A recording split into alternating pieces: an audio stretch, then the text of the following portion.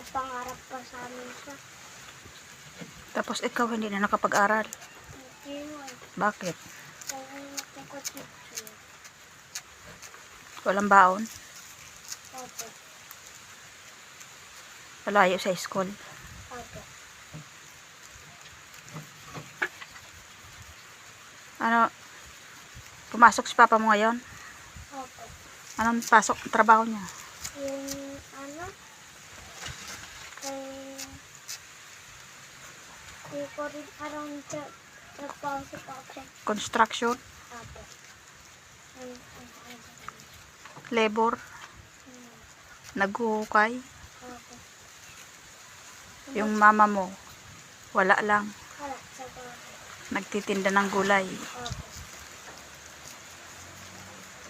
Kailan ka pa makapasok? Sa susunod pa rin pagpasok. Sa sunod na taon pa? Opo. Hindi ka nakatuloy ng pasok? Hindi. Kasi malayo yung school mo? Pati yung kapatid mong isa? Si Bukoy po. Yung bunso? Hindi na rin nakapasok? Kawawa naman kayo. Ang layo, no? Ang nilalakaran nyo. Minsan po napapawat si mami. Nasa bundok kasi. Mag-ano ka sa sunod na taon. Mag-aral lang mabuti. Kasi mahirap ang walang pinag-aralan. Pag nasa bundok ka lang, hindi ka na makakuha ng magandang trabaho. Hindi ka nakatapos ng pag-aaral.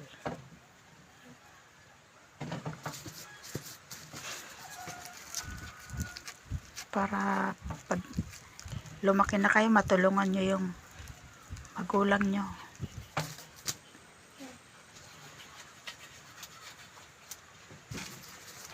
Aray mo, mayroon magbigay ng tulong sa inyo.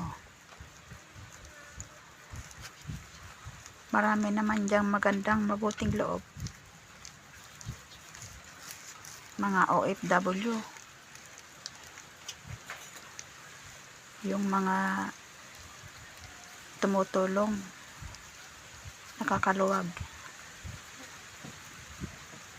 Mayroong mag-ano sa inyo sa pag-aaral.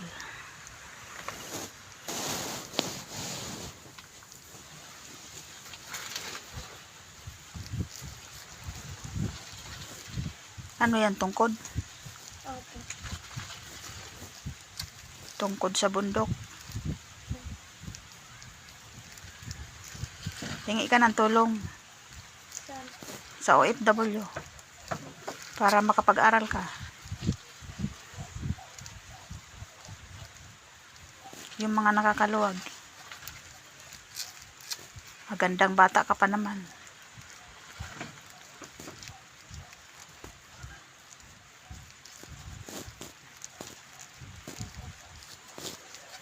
May magandang puso. Makatulong. Wala pa yawa.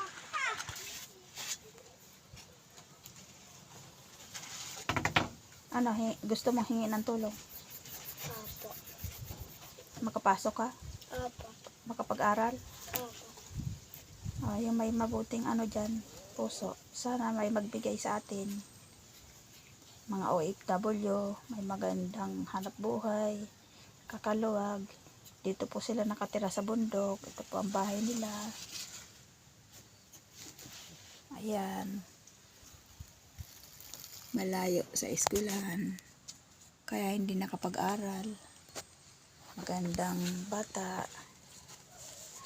Salamat po. Pa-follow, like, and share.